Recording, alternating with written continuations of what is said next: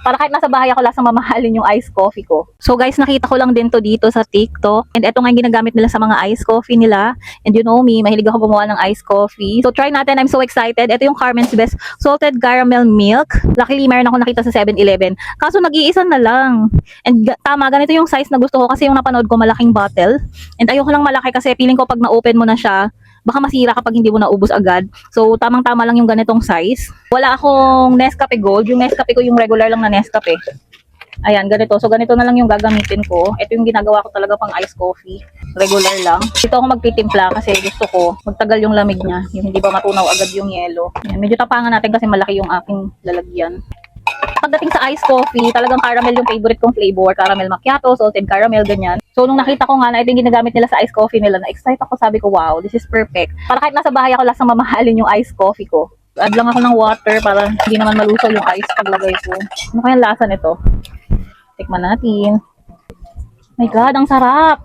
Marami nagsabi, sobrang tamis daw. Parang hindi naman. More on yung salt yung nalasahan ko. Meron din nag-comment na sobrang alat daw. So, malalaman natin.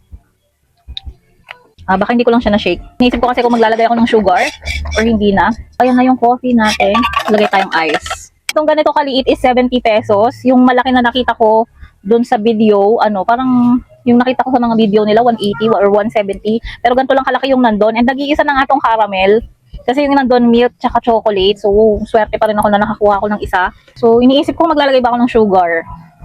Wala akong ice. Ice ko nandito, no? Meron akong ice tray. Sinasalin ko dito pag wow. Gusto ko lagay na natin.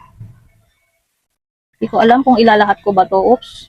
Tikman natin. Ayan na siya, guys. Moment of truth. Tikman natin. Wow, ang sarap niya.